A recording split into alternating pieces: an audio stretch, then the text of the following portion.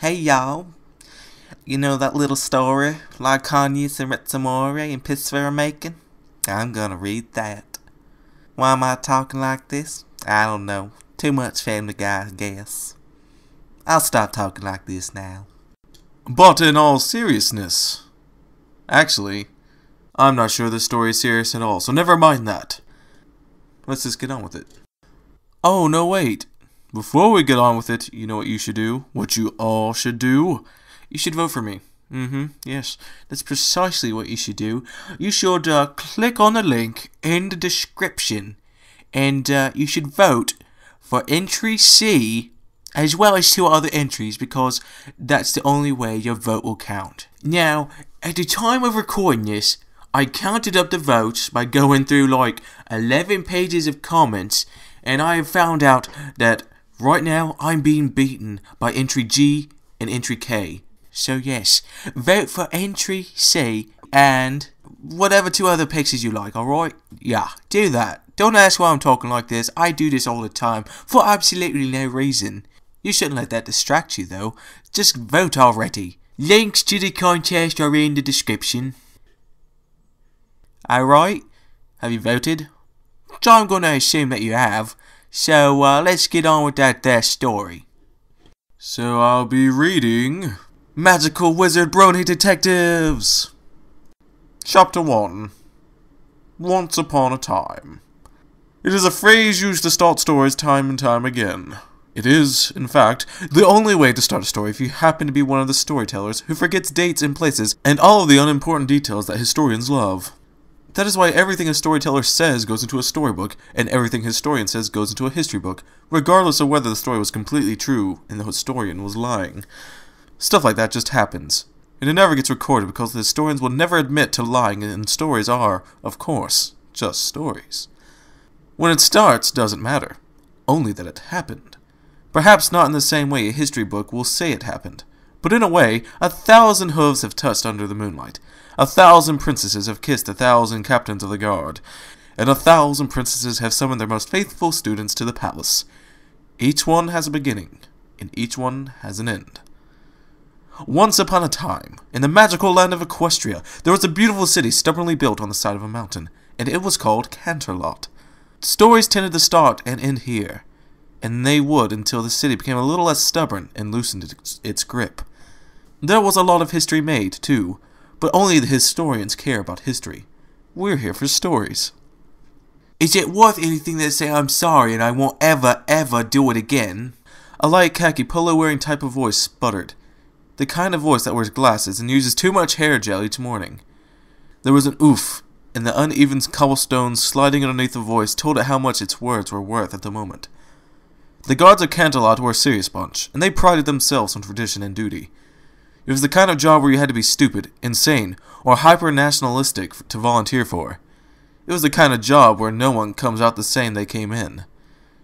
They weren't quiet, not exactly, but it was what they didn't say that answered the voice being dragged beside them. It was the unsaid things. Unsaid things from the Canterlot guard typically were always along the lines of, "You're in trouble. This job is very boring," and "Keep making faces at me, punk. I've got the best poker face in the whole city, so we'll be sitting here all day." Nothing was unsaid here. Just a bone-chilling quiet that filled up the empty streets like freezing water. When something goes wrong in Canterlot, the citizens know to keep off the streets, even before the news reaches them. The mystical sense had only failed them once, and this morning, it didn't. Asterisk. So I am assuming the first part was, in fact, written by Rhett, because I know he likes his asterisks. So anyway, the first asterisk says, "It has come to our attention. Who we are exactly is of no consequence." Asterisk within an asterisk, so let's do this. We, more asterisks, don't do autographs, that's for sure. We're enigmas, wrapped in ponies and love. So anyway, third asterisk, one of us is an accountant. 5 asterisks. Shut up! Anyways, we can't do any more footnotes for this chapter now, because you broke it. Nice job! Firstly, this is because there is in fact 2 worlds that both Rhett and Laich are a part of. The one they're residing currently, and the one they came from. It is widely agreed upon that that the one they came from, while important, doesn't really matter, and isn't at all interesting anyways. Also, I figured out how we can do footnotes without spamming the star things now. Just different symbols. I'm a genius. So back to the first asterisk. It has come to our attention that an explanation is in order. This mystical sense developed by the native Canterlotians and its roots in the early years of the Grand City. It was first instigated during an incident known as the Great Quarrel of 257. More asterisks. So yeah, those asterisks say. It has also been stubbornly brought to our attention that another explanation is needed regarding how the ponies of Equestria record time. Oh, recon time. Yeah. Recon, not record. The years are counted from the founding of Canterlot, which just so happens to coincide with the creation of Equestria as a nation.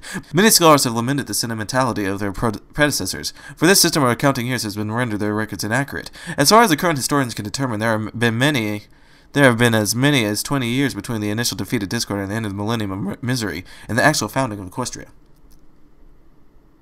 So yeah, back to the first asterisk. One of the sisters royal, who is unclear who, angered the other, about which it is also unclear, to the point of utmost rage. The shouting match quickly escalated to encompass the whole of the fledgling city.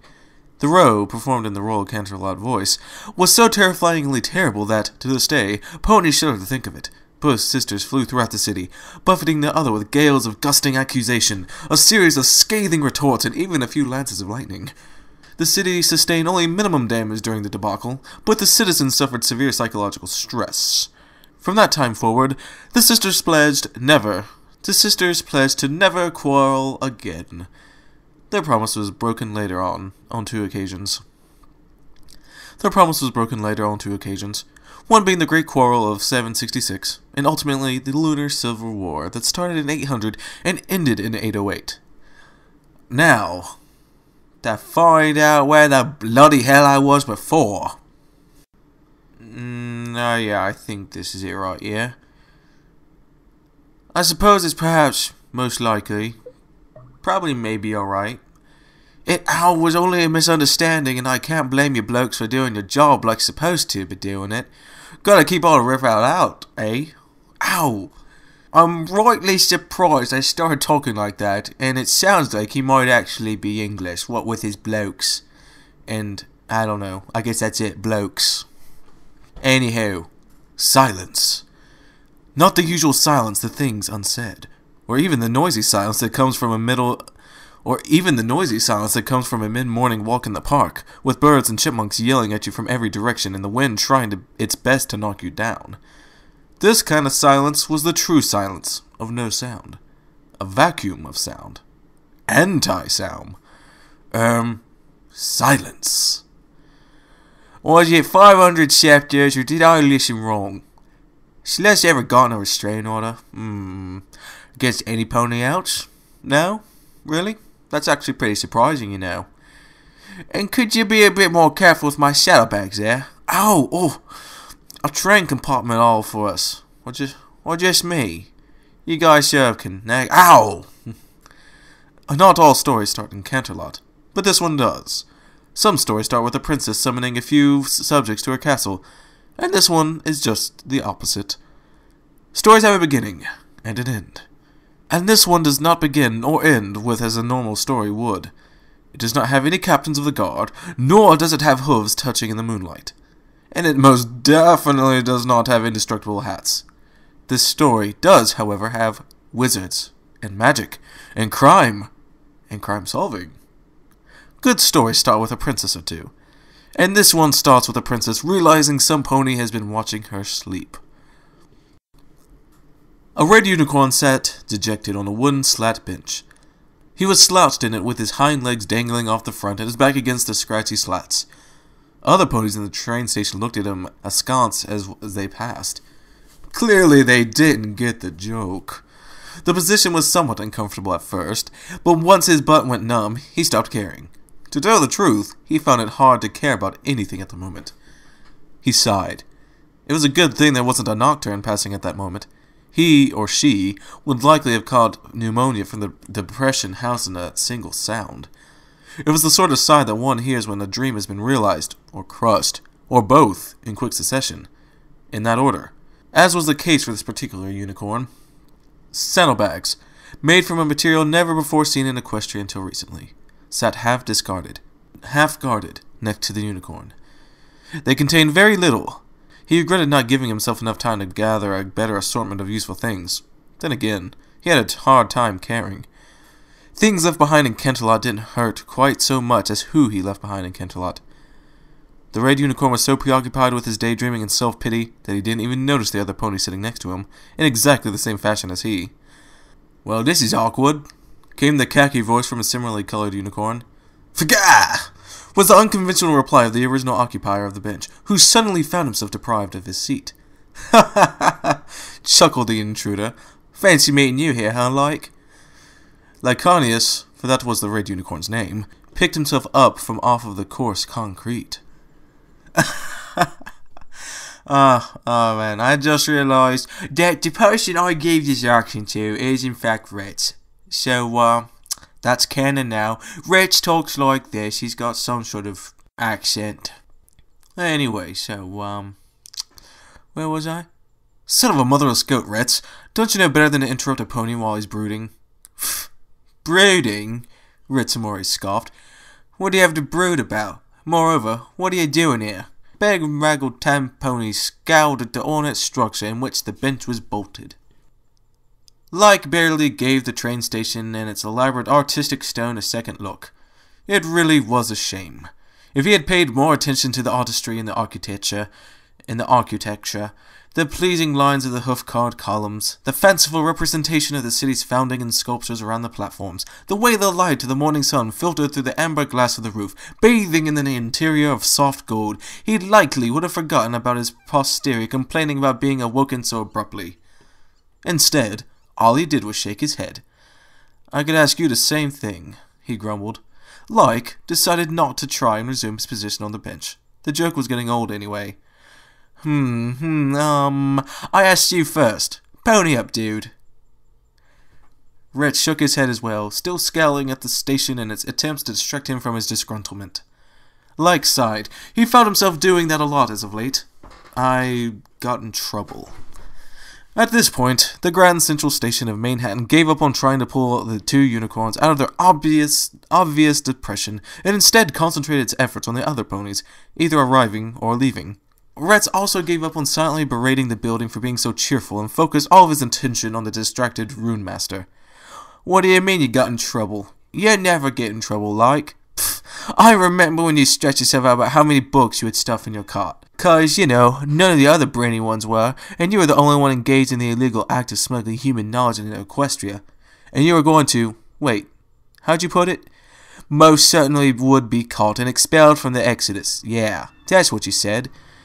You can't handle being in trouble, or even the concept of it.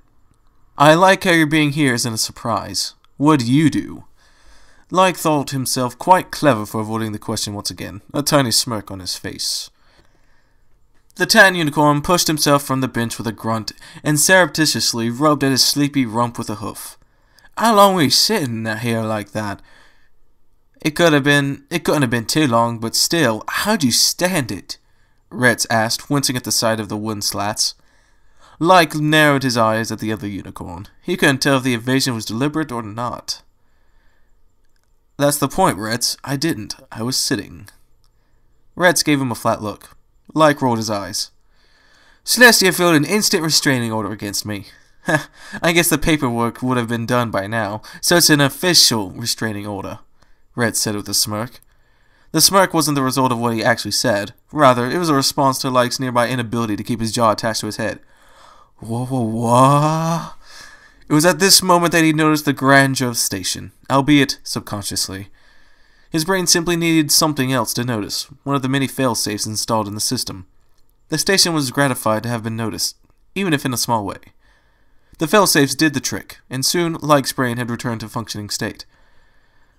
"Okay, we need to have a powwow, but not here." Retz screwed up his face in a way that should not have been possible for a pony, but he did anyway. "Oh, what do you mean, powwow?" "I mean," Like said, levitating his saddlebags to his back, "that you're going to hit me with something amazing. How many bits do you have on you?" The other unicorn adopted a well-practiced expression that seemed to say, "It must be a wizard thing." and fished out of his bag of golden bits from his own saddlebags. Laichonious waited for his buddy in banishment to finish counting his coins. In the meantime, he wondered why the station was so set on cheering him up. 48, 49, 60. Rets counted out his bits in a melancholy drone. That's all I got. How about you? 71, I think, Laichonious said with a shrug. Wait, why don't you have more? What about all those Manehattan sales, mate? Wasn't it just a couple of days you were telling me about how you were making bank on those? Well, yeah, but the point of that is the bank, man. All of my money's in Canterlot. I have no idea if they have any kind of system for interbank loans. Even if they do, it could still take days, heck, maybe weeks, to get a hold of any money. What about you, moneybags? Where's all your dough? He leaned against the back of the bench, raising an eyebrow. Rhett snorted. I was kind of living off Pal's docket, if you will. I guess we're stuck. His stomach growled noisily in protest of the skipped breakfast. Good idea, Laich said, as Rhett glanced at his own stomach. Let's find some breakfast and think over our next move. The two unicorns left the happy station through some very impressive, very tall, very copper-plated doors that were slightly offended that the two bronies didn't even pause to admire the finely wrought detail of their glorious facades. As they left, the station could only say to itself, "Can't please every pony," and went back to its daily task. A short meandering walk that felt like it would span miles for the hungry, tired, and crestfallen stallions took them to a shady bar, nestled in the shadow of a skyscraper. Unlike the train station, the skyscraper didn't take notice of the depressed duo and conducted itself in an aloof fashion that more than hinted at condescension. Laichonious wouldn't quite describe the bar as a seedy place, whatever that expression truly meant. Instead, he would like it called ignored. The large buildings to either side probably had a lot to do with that. It was a quaint little place, almost more like a diner than a bar, but the sign said it was a bar, and society never progressed if it didn't pay attention to signs. So it was that the two unicorns breezed into the bar to find that it was far more suitable to their current mood than the annoyingly bright and cheerful station. The light within the space was timid, in that it liked to hide behind the shadows that ran rampant across the wooden-walled booths and red, felt-covered chairs. There were few patrons, and those few patrons paid little more attention to the newcomers than bits for the mugs of cheap apple cider they so jealously guarded. Little attention exchanged hooves in that bar, which was fine by the bronies, and more than suited the bartender. Speaking of whom, the bartender, a light blue earth pony with a blondish mane, called no greeting. Neither did the two unicorns. Laich and Retz picked two seats at the end of the long counter of the bar and sat as if joining the many shadows that lingered there in the game of cards. Just like in a game of cards, the two unicorns softly tapped the counter, once each, ready to be dealt in. The bartender sniffed and filled two mugs with his best, not-so-fresh cider and slid them down the bar to the newcomers. Now that they were in, it was time to place their bets. So, Laich, Retz mumbled. Yeah? Laich replied in the same depressed tone. Well, aren't you going to tell me what you did to get the boot? Oh, sure, Laich sighed. I decided to take a break. Retz snorted. Okay, so why did that get you in trouble? Laichonious squirmed in a seat. It's not complicated, really. It's simple, but... Retz tapped the counter. Just spill it already, Laich. The red unicorn grimaced at his friend. I made Twilight angry. He finally mumbled out in a rush. What was that? Laich squeezed his eyes shut as if the act might squeeze the memory from his brain. I'm just hanging out here, till tempers cool down tempers cool down. The khaki unicorn pushed his mug as of yet untouched cider in the little circles on the counter. So... I don't want to talk about it right now. The Rune Master heaved another depression-heavy sigh. At least you didn't file a restraining order against me. Retz took a drink, winced, and then put the mug down, and raised an eyebrow at him. That you know of. So two unicorns walked out of a bar. That sounded like the world's greatest joke, and in the case of these two, it might have been. One was the color of a pith helmet, and the other one was the color of that ugly red that you see on a Scotsman's kilt. Saddlebags, one black and made of nylon, and the other brown and made of a material that made ponies gag when they learned what it was equipped. They were 100% unready to face the new day. Ideas have been described as droplets, falling through reality and into ponies' heads, but they're actually far more complex. For instance, the seemingly arbitrary statement of, "We need hats," could be attributed to the fact that the pair that had passed a hat shop on the way to the bar, but it was actually the end of a series of complicated events, starting with the sugar-filled foal screaming at some birds, and ending with one of the birds' excretion missing the head of a tan pony. Only then did he think about the hat store, not to mention that a curious number of ponies were wearing a varying array of head apparel, all of them fedoras. "We need hats," Retsamoreh said. "No, we don't," Laich replied without looking, in the same manner that suggested the same conversation had occurred before. "We really do not need hats." "Yeah, we do, mate," Ret said, jabbing a hoof in the direction of another early riser. "Look, every pony we've seen is wearing a fedora. Black, brown, striped, and plaid. They're all fedoras, and trust me, we need a hat. To fit in, right? Because the opposite of fitting in is standing out, Laicho, my friend, and if this place is anything like its pun counterpart, and especially since they're all wearing fedoras, we definitely shouldn't be standing out. 'Cause when were fedoras popular back then?"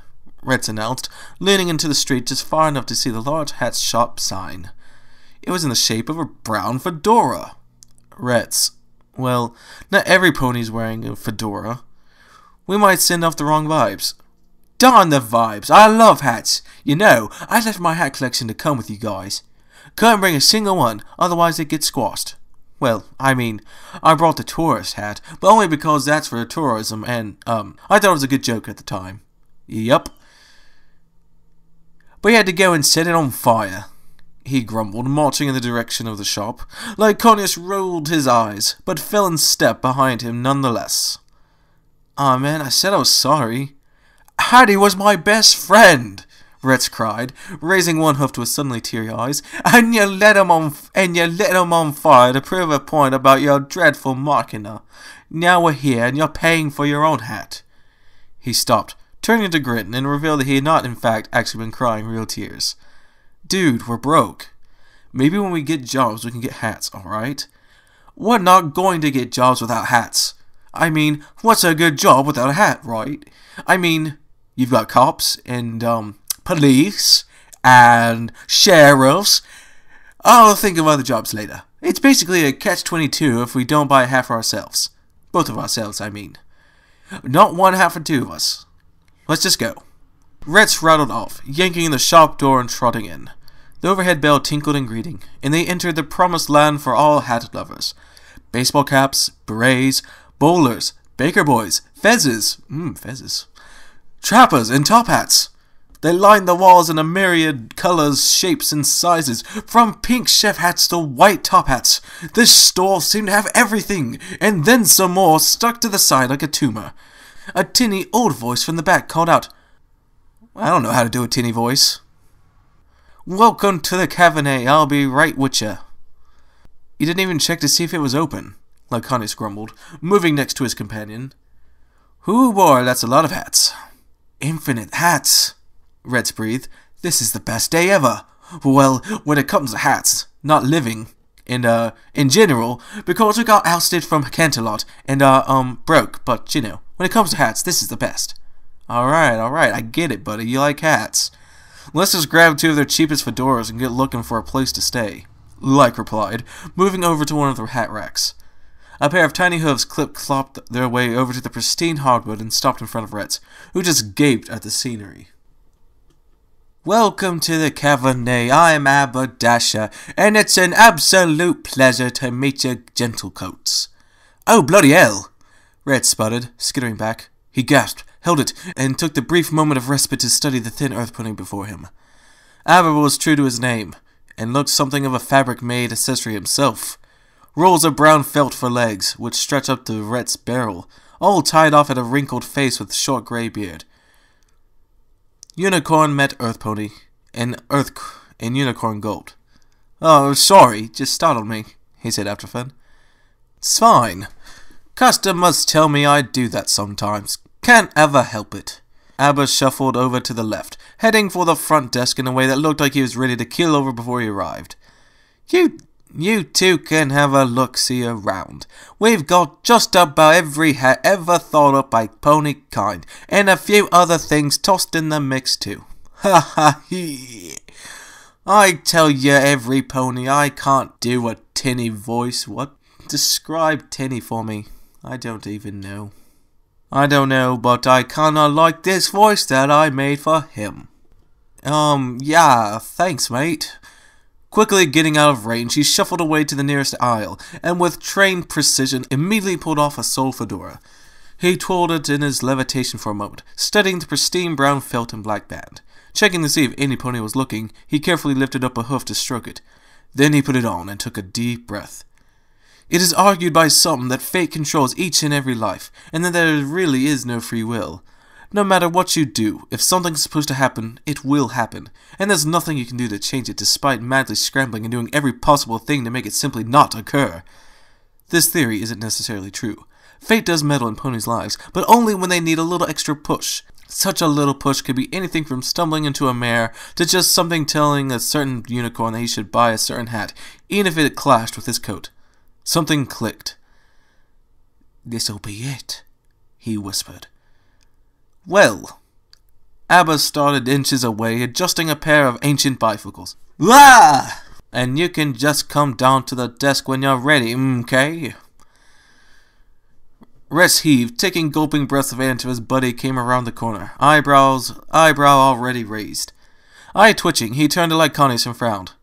"I'm buying this hat and there's nothing you can do about it. Shut up." Didn't say anything. Laich teetered, walking right past him and into the other aisle. A second passed, and he peeked around once again. "Oh, and I haven't spotted a fedora for myself. Nice call, dude. Couldn't you have picked a fedora store?" "Yeah, shush. If you can't find a fedora, buy something else, mate." Okay. You go ahead and buy that one. I'll keep looking." Yup." Rhett slurred, cantering past Laich's rolling eyes without a care in a world. Without a care in a carrot world. I don't know if that's the actual name, that symbol's name, but I've been told it's a carrot, and so that's what it's gonna be. So yes, cantering past Laich's rolling eyes without a care in a carrot world. He stopped at an ancient wooden desk, allowing a moment to scroll over its contents. A cash register, an older type, sat in gleaming morning sunlight and stung his eyes the longer he looked at it. Otherwise, there was a large assortment of pencils, business card holders, notepads, and all manner of things you'd probably expect to see at the front desk of a store. A particular black pen and brown notepad caught his eye, for a reason he couldn't fathom. Fate was at work just as much as Aberdasher was. Let's see here. If my memory is correct, that's actually our last one. 16 bits will probably be good. Right. Retz mumbled, whisking out his money bag and keeping his eyes glued to the notepad and pen. Abba's eye followed his gaze and chuckled when he noticed what they'd landed on. Sorry for staring. I just, I know it's not on sale, but how much for this note thingy and pen? I need one, and though, well, it's a stupid excuse, sir, and... Ha! Abba interrupted, shoving the two toward him. I've had these for a year, and I haven't write a thing in them. Wasted my bits, I say. They're on the house, lad. Oh, the unicorn said dumbly, whisking them into his pack and spilling the amount. +2 as a tip, of bits owed on the desk. Abba counted them, staring with narrowed eyes at each one as he put them into a register. A dismayed voice cried from the back of the store. Rats, there are no fedoras! Just find one you like, then I don't care if it's a wizard hat or something, just pick one out before rush hour hits. Haber snorted loudly, causing Rats to turn fast enough to get a whiplash and looking up with sparkling eyes. Did you say wizard hat? I actually got one of those. Air seemed to be sucked out of the room, and then it rushed back in full force when Laich peeked around the corner of an aisle, eyes wide. They looked past Retz, who wore the same expression of absolute disbelief, and straight into the smirking visage of the store owner. You serious? Most ponies don't even know what a wizard is. Cultural stuff relating to the Bronies and all. Heh.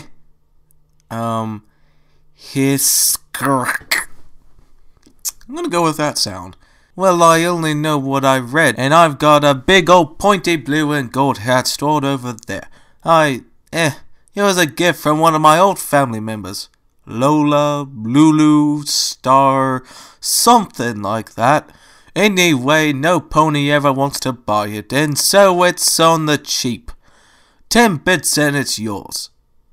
Yes. Laichonious breathed, eyes glazed over even as Habba passed him. How'd you know it was a wizard hat, though?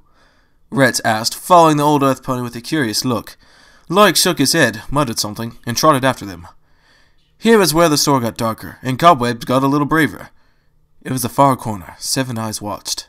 And there it was, large, pointed, navy blue, and laced with gold that sparkled even when light wasn't touching it, embroidered on the front with a single bolded word. It was written in fancy, faded lettering that might have once been a bright industrial white, but now it was a dull gray and the threads were coming loose. The brim, as well as most of the other hats and surfaces around it, was covered in fine golden shinies that leaked off at the slightest touch. Murky light reflected the singular word off of Habba's wide glasses. Wizard. No way, they said in unison. She didn't say much when she gave it to me, but she was family, and I've kept it ever since. Hick, like I said, no pony ever wants. We'll take it, Laich blurted out, already levitating the bits from his pack. Saddlebags somewhat lighter, and heads considerably heavier, the 2 unicorns and their newly acquired hats left the cavenet. It could have been the hats, or it could have been the ponies, but Laichonious felt a little less anxious about the city. He probably should have felt more anxious with something as gaudy as that hat on his head, but it had the opposite effect. There might just be something to this hat idea. The reason for his decreased anxiety was in fact due to fate being satisfied with its work. Most ponies disregard the idea of fate as a personification. Oh, sorry, ponification. They view it more as a thing and, therefore, pay less attention to it. Fate, however, is a fictitious being and takes its job very seriously, regardless of the low wages and attention. As fate moved off to meddle in other affairs, the 2 unicorns suddenly found themselves in need of a plan. Alright, said Laichonious as they aimlessly walked down the street. We have not very much money. 99 bits between us, to be exact. Retz rolled his eyes. This was important to fate, for at this very moment it had been painstakingly preparing and meddling. Retz rolled his eyes and caught a sight of something most peculiar. A group of ponies crowded around a very official-looking building that was giving off the air of a mare who had been rudely interrupted during her bath and subsequently had lard poured on top of her head. On top of all this, several of the ponies, Peggy's side to be exact, were hovering around snapping pictures of everything. Now it could be a point of debate if the building was indeed giving off that vibe, or Retz's mind was wired to lean in that direction. The true point is that pictures were being taken, and these pony folks didn't take pictures of just any old thing. In any case, Laich continued to ramble, oblivious to the pictures or the building, were homeless and completely unprepared to have normal jobs. I mean, I could probably get us into a Machina factory just with the rune designs, but I don't know if I'm actually allowed to do that yet. And of course, this would take time to find out. Hey, Laich. Retz slowed, his head pointing towards the enticing sound of cameras, like iron filings to a lodestone. I'd have to send a letter to Princess Luna or Princess Celestia, since I'm pretty sure that any letter I send to Twilight would get torn up and never read. On he went, unaware of his friend's sudden distraction. That, of course, also takes money, even though I'm pretty sure that Manehattan isn't as rough as its counterpart in our world. Laich, persisted the tan unicorn, I still don't relish the act of sleeping outside. I've never liked camping, you know. Laich, annoyance made its first appearance, much to the chagrin of the other emotions. But I guess I should get used to that, being a homeless equine and all. Hey, are they taking pictures over there? If Retz wasn't currently using his legs to lean towards the building and taking of the pictures, he would have hit himself in the face, quite forcefully with his own hoof, which made no sense, really. Yeah, they're taking pictures. Land's sakes, mate, I was only trying to tell you for the past minute. Okay. Where do you think we'd find employment? Ren stared at his single-minded friend. You don't get it. We should go over there and check it out. Pictures, more importantly, pictures being taken by ponies, are worth checking out. Laich turned and regarded the building, adjusting the square spectacles on his nose. There seems to be more than pictures to check out over there, he said, trotting past the nonplussed Retz. What? Retz followed in the Rune Master's wake. That's a library. I bet we can find some good information in there, you know? Like where to get jobs and some place to crash. Again, had Retz not needed all 4 hooves to walk, one of them would have been in his face. The library was just that, and a large one. The Municipal Library of Manehattan was home to the second most extensive collection of written literature in Equestria, and possibly all of Sebia. Yeah, correct me if I'm wrong, Laichonious, but I'm going with Sebia for now. I know how you like your weird pronunciations. It was only surpassed by the Royal Archives in Canterlot, a fact that the librarians in Manehattan tried to ignore, and the librarians in Canterlot liked to tease them about at the yearly conventions. Being the runner-up for a prestigious superlative, like most, was either a huge honor, or you just didn't mention it. In the case of the library here, it could care less, for it is still having pictures taken of it with that proverbial bucket of lard slowly melting down its head. The 2 unicorns enjoyed one of the few perks allowed to Bronies almost immediately. Like and Retz were at the back of the crowd, but their unusually long legs let them see over most of the other ponies' heads. The subject of their attention was in fact several things, and most of them made little sense. Laichonious could feel a little part of himself die at the sight. Papers, their edges torn and ragged, lay depressingly on the unforgiving stone steps leading up to the library. Books, their contents savagely ripped from their tables and strewn about, lay empty on the cold granite. Other tomes and volumes were scattered around, probably counting their pages and blessings, thankful that they had not ended up like their less fortunate peers. The red unicorn slowly wandered around the crowd, horrified by the scene. Laich was so taken with the books and distress that he didn't notice the hard-eyed stallion marching up to him in a hard-pressed navy blue jacket and tie. The red unicorn generally picked up one of the violated volumes and listened for a tiny voice. He didn't know he was listening, but that is something bibliophiles just do on instinct. "Hey, what do you think you're doing?" said the hard-eyed stallion. Laichonious sat back on his haunches and clutched the ruined book. This is a crime scene, Buster. You went and messed it up. I'm gonna have to bring you in for questioning now. The stallion was bearing down on the red unicorn, despite Laich's height, which didn't really make that much of a difference anyway. Another explanation was cut short by his getaway driver. "Laich!" Retz galloped to his aid. Apparently he had been writing something on his handy-dandy notebook, for it floated next to his head in a cloud of azure magic. "Sorry, officer, I didn't realize he had gotten away from me." He gave an apologetic smile to the police pony. "You see, he gets confused sometimes, and, well, he loves books, so naturally seeing books like this makes him even more confused." The officer in the navy blue jacket looked about as befuddled as a pony could get. This was only a momentary state, because it so happens the police ponies who invented 2 numbers. Let's call them both the number 2 and put them together. You can likely guess what he got. The first number 2 is made up of 2 elements, a khaki unicorn and an expensive-looking felt fedora. The second number 2 is also comprised of 2 elements, a red unicorn and a strange hat. The second element of the second number 2 is perhaps the most important. If Laichonious ever discovered how to directly tap into the aether and set his consciousness in line with harmony, he would have gotten a glimpse into the other pony's mind. It's a good thing he can't. His ego would be unbearable, even to itself. The police officer said to himself, "Either this giddy is crazy or he's a bang-up mage. No pony in their right mind would walk around in a hat like that." At that precise moment, Laichonious had the good fortune to forget to be confused and instead scrutinized the book he held in his hooves. This was the keystroke for sums in the police pony's brain, and his newfound, invented knowledge caused him to perk up. "Hey, you're the PIs we sent for!" He heaved a sigh of relief. "I'm Sergeant Buckles. Sorry about the misunderstanding earlier. It's just that we've got quite the puzzle on our hooves here." "Yeah, so we'll be out of your main here in a what was that?" Retz took his turn at confusion and almost got dizzy. "I'd say you have a puzzle," Laichonious mumbled. "There's books all over the place, but only 3 that I can see that have been vandalized. When did this happen?" Being of singular mind had its advantages. Like the ability to forget that you don't belong somewhere as soon as a puzzle presents itself. Well, we got witnesses that say it was only about an hour ago when it started. No pony got a good look at the perps, though." Laich nodded, still studying the steps to the library and the one broken window to the left of the large wooden doors. "Did you get that, Retz?" "Huh?" The tan pony was still getting his money's worth out of the oscillating ride of confusion, the sort one would find in front of a supermarket on Earth. "Did you get that? You're the one with the notepad, after all." He said it as if it was the most logical thing in the world. Right. Retz was up on the game now, and he was more than happy to play. He swiftly brought out the notebook in front and flipped it open to a blank page. His preloaded quill scratched across the page. This further placated the venerable Buckles. Laichonious almost reverently laid the empty book cover down on the ground and paced back and forth, 3 steps each way. This would be especially tough, he said, little fine flakes of gold sparkling around him. You've already started cleaning things up. We're missing out on valuable clues there, but there isn't much we can do about that. Retz scratched away furiously at the page.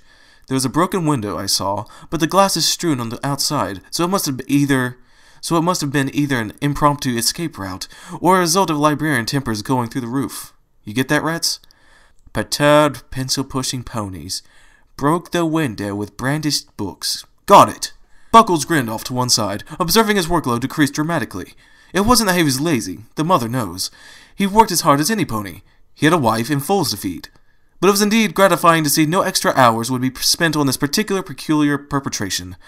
Oh, Laichonious, you know I love alliteration. Well, there's a lot more to head down at the station. We've already got a few of the librarians there and some witnesses still waiting to give their 2 bits. How'd you find gentle colts like to come with me? We can get you all squared away and up to speed on our procedures and stuff. Oh, and the paperwork. Paperwork? Like asked, in much the same way a dog would ask about neutering. Well, sure, gotta have the paperwork if we're gonna be paying you fellas, said Buckles in an obviously serious voice. Sure, Retz said, stowing the pen and notebook in his saddlebag. Yeah, we'll come down to it this, Sarge, won't we, like? Yes, of course, he mumbled. Sergeant Buckles beamed at the Bronies and turned to lead them down the headquarters. With Buckles' back now turned to the 2 most luckless ponies in the world, Retz took the opportunity to tap his hat with a hoof. A satisfied smile splayed across his face. Lai could only roll his eyes and follow in his friend's smug wake. A golden spyglass retracted, multiple parts falling in on themselves in a complicated rhythm of gears and mechanics. Bloodshot eyes blinked slowly, as if their owner had forgotten how. Growling, choking sounds came from the pony's throat, and he retracted into his brown trenchcoat, where sickly coughs took place. Behind him was a lavish study, with books lining the walls and scrolls strewn about on a nearby desk. Candlelight and shadows danced about, and if one were to come from the other room, they'd be confused as to if this was the right penthouse or not. Here, the story focused itself. You were right, Eco. There are 2 of them, both unicorns. The inventor and his useless assistant. An intelligent voice, the kind that can pronounce semicolons and over-enunciate any improper word into quotations, rumbled. A young chiseled face retracted from the coat and sniffed in a gurgling way, and he levitated the spyglass away. They stumbled upon your little mess, too, but I don't think they'll do anything. They won't. Even the police are stumped. There isn't an incriminating thing there that wouldn't take years to dig up, another voice replied. Them discovering it may be a problem, however. I don't know. What kind of sounds are these, Laichonious? I have no idea. Why so, Eco? You assured me that they wouldn't screw up our plans. Eco, whose presence could only be noticed if one were to stare too long at an odd-looking shadow in the corner, shifted. They may appear blundering and naive, sir, but they show signs of deeper intelligence, and I do not like to underestimate my enemies. We have the upper hoof for now, but if they begin to dig, and if she helps them, they may have a chance to strike. Then get rid of her, Eco. I told you she would eventually try to seek our help. I will, and I am sorry for doubting you, sir. Yes, you are forgiven. Just make sure she isn't able to contact them, and all will be well. Judging from their past, they won't pursue unless given incentive. We'll need the inventor alive and cooperate if we want to include him, and his friend may make good, say, fodder. Go alert the rest of us. Yes, sir, Eco hissed, and where there was once a shadow, there was light. The last pony in the penthouse grunted, or rather coughed, and slipped down into his chair with the ease that suggested to him that this was merely business, and boring business at that. A hat named Wizard. Or Wizard. Yo no sé. The pony mumbled, gulping. Ha! Not all stories have to have a villain, but most of them need conflict. Solving crimes, while an interesting subject for historians to put into one of their books, does not make for an interesting story. It could, if one were to tell it properly, but it would be less effective than solving the crime. The single greatest one that would occur and cause deep scars in equestrian history books, and the historians would love it. There are antagonists, and then there are villains, and just like stories of heroes, 1,000 evil lads have birthed forth from the darkness. 1,000 goons have broken down the door, and 1,000 betrayals have taken place at inopportune times. History won't report any of these, and that's why we are here. We're here for the story. And that is the first chapter of Magical Wizard Brony Detectives. Remember everyone, if you would vote for me in the contest that I've entered, entry C, link in the description, all that stuff. And if you enjoyed the reading, be sure to comment, rate, and subscribe, as well as go ahead and go to FinFiction and like the story. I know that Retsamoreh and Laichonious would appreciate it, yeah.